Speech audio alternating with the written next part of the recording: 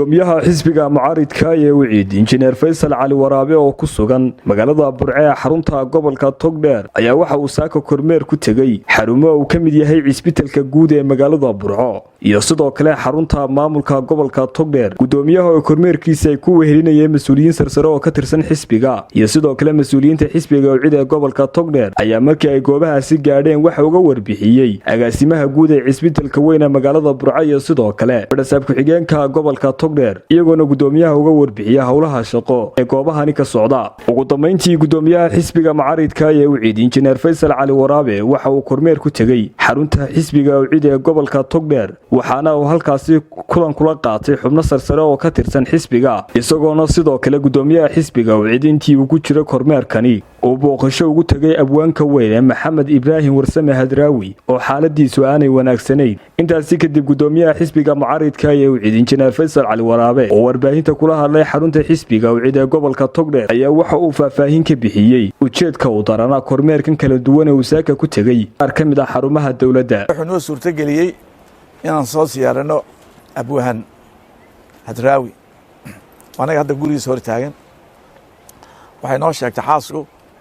inuu hadda muddo bilaaba uu sariirta yaalay aanu fadhiisan karin xitaa taxanuunka waa la wada ilaahay subxaanahu wa tacaala waxaanu waa jiraya laakiin waxaan ka qoomaysanahay waxaan xanaano aanu ka helin dalka ummadda Soomaaliland shacbi iyo dawladba markaasoo kale wuxuu u baahan yahay in la xanaaniyo u baahan yahay la daryeelo u baahan yahay. Hadraawi waa ogtiin dee qiimuhu ku leeyahay geeska Afrikaba ama dhulka ay degto Soomaalidu halkii Soomaalilandna waa ogtiin halka taagna anigu waxaan ku siyaartay meesha ay qansax dheer ee gobolka Baya 76 isagoo halka musaafir loo geeyay dadkan ka cimbu kacay oo arkay in Fircoon afweyne aanu khayr lahayn waa 76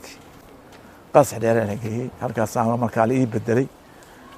gobolka Baya ayaan soo siyaartay waxaan u tagay koox dhalinyaro timo weyn leh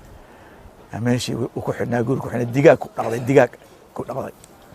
ilaa 76 ilaa maalintii dalka xoreynay halgankii ku jiray 76 weeye markaan arkay 76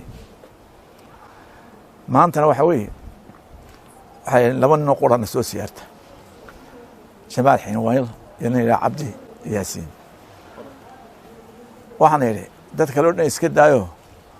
ninkii Maxamed Kaahin ahaa ee Hadraawi saaxiibka ahaa oo haddana wasiirka ah gudaha miyuu Hadraawi ilooban iska daa Muuse soo dadku waa iska wada iloobahay yaa laakiin waxaan islahaa waxaan wax iloobeen ninka la yiraahdo Maxamed Kaahin marka waxaan leenahay waa mujaahid qolooyinkii mujaahidna way sheegin jiro mujaahidkii ugu weynaa u jeefaay daladigu arkaan leh. Cabdiraxmaan Cabdilaahi Xasan telefishinka Sum News magaalada Burco.